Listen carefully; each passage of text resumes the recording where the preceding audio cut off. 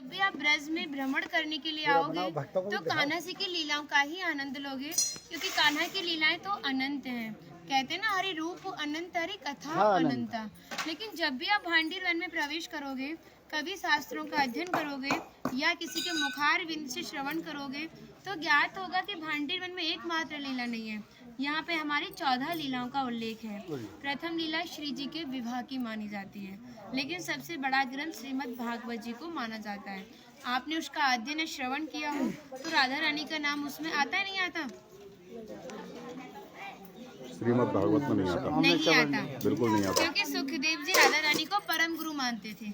जब राधा रानी का नाम ही श्रीमद् भागवत जी में नहीं दिया तो विवाह का उल्लेख कैसे हो सकता है?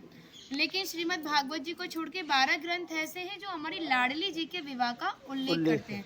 लेकिन जिस भांडीर वट के नीचे आप खड़े हो, इसका श्रीमद् भागवत जी के 10वें स्कंद के 18वें अध्याय में 22वां श्लोक कि बृहंतो बाहि मानस्य 4 यंत्रस्य गोदनम भांडीरकम नाम बटम जम्बू कृष्णम प्रोग्राम, यानी वृक्ष द्वापर युग में बहुत विशाल था, 4 योजनों में फैला हुआ था। इसकी जो सीमा थी वो 15 किलोमीटर में थी, तो इसको पंचकोशीय वृक्ष के नाम से भी जानते थे।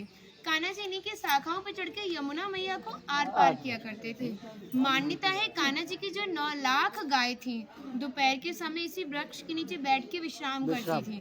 तो माता जो भी माखन मिर्ची रोटी इत्यादि प्रसादों में रख देती थी, सभी ग्वाल वाल एकत्रित होकर दोपहर का भोजन करते थे।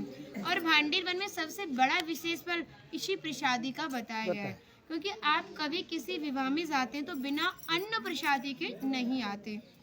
आप तो लाडली जी के विवाह स्थल ही आए हो।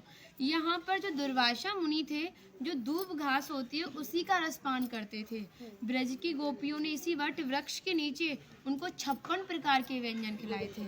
यहाँ पर राधा कृष्ण में मल्ल युद्ध हुआ था, उसमें ये तय था कि जो भी हारेगा उसको भंडारा करना होगा। तो जब हमारे कान्हा जी हार गए थे तो ग्वाल वालों के साथ मिलके यहाँ पे भंडारा किया, उसी के नाम पर इसका नाम भांडीर वन पड़ा। यहाँ पर ब्राह्मण पत्नियों ने भी कान्हा जी को भोजन प्रसादी खिलाई है, और ठाकुर जी ने ब्रजवासियों से ये टुकड़े मांग के पाए थे, तभी नाम दिया था इसका मधुकरी। मांग के पाना मतलब मधुकरी।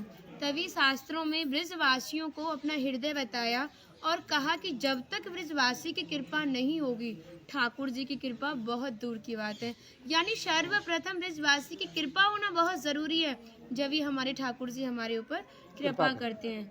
हमारी राधा रानी ने स्कंद पुराण में इस स्थान के बारे में ये कहा था कि जो भी गुप्त वृंदावन आएगा वो मोक्ष को प्राप्त होगा।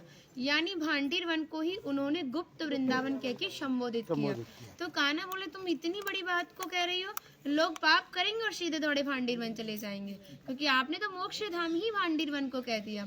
तब हमारी लाडली जी ने कहा, नहीं कान्हा, मैं जिस पर विशेष कृपा करूंगी, जिसके प्रति मेरी भक्ति भाव दोनों सच्चे हैं और भक्त मेरी शादी में उपस्थित है। यानी आज से 5,500 वर्ष पूर्व आप इस स्थान पर थे। मनुष्य तो कोई था नहीं, तो अपने आप को कीड़े मकोड़े, घास फूस, पतझड़ इत्यादि अपने आप को मान सकते हो। जो भक्त उनकी शादी में उपस्थित था वो भक्त कई बार वृंदावन आएगा, जब जाके गुप्त वृंदावन आएगा, और डायरेक्टली नहीं, किसी ना किसी के माध्यम से। इस स्थान तक पहुंचने के लिए माध्यम का होना बहुत जरूरी है, और सारा श्रेय भी माध्यम को जाता है, क्योंकि माध्यम ही हमें ऐसे दिव्य स्थान पर पहुंचाता है। और जो भी भक्त भांडीर वन में प्रवेश करेगा, प्रवेश करने से जो कान्हा ने 14 लीलाएं भांडीर वन के अंदर की हैं, उनके दर्शन मात्र का फल प्राप्त होगा। और जो भी यहाँ की एक किनका प्रसादी पाएगा और एक रात्रि निवास करेगा, वो इस ब्रज गौलोक धाम से वैकुंठ गौलोक धाम को जाएगा, क्योंकि जो हमारे ठाकुर जी ने गौलोक धाम को इस 84 कोस में ही बांटा है। आप यहाँ पे जो भी दर्शन करोगे वो प्रकृति की देन के हिसाब से और मानव निर्मित दर्शन है, लेकिन आप गौलोक धाम में जो भी दर्शन करोगे वो ठाकुर जी के हिसाब से हैं। जैसे गर्ग संहिता के 6वें अध्याय का नाम है गौलोक खंड, आप उसका अध्ययन करोगे तो भांडीर वट का एक दिव्य वर्णन का अध्ययन करोगे। कहते हैं गौलोक धाम में ब्रजा नदी के किनारे भांडीर वट है, यानी यमुना मैया का नाम ही गौलोक धाम में ब्रजा है। तो यहाँ पर भी आप एक भांडीर वट के दर्शन कर रहे हो। कहते हैं लोकनाथ प्रभु जी ने कहा है कि अगर भक्त इस भांडीर वट का दर्शन कर ले, दर्शन मात्र से, स्पर्श की तो बात बहुत दूर की बात है, दर्शन मात्र से ही उसे दोबारा गर्भ में जाना नहीं पड़ता।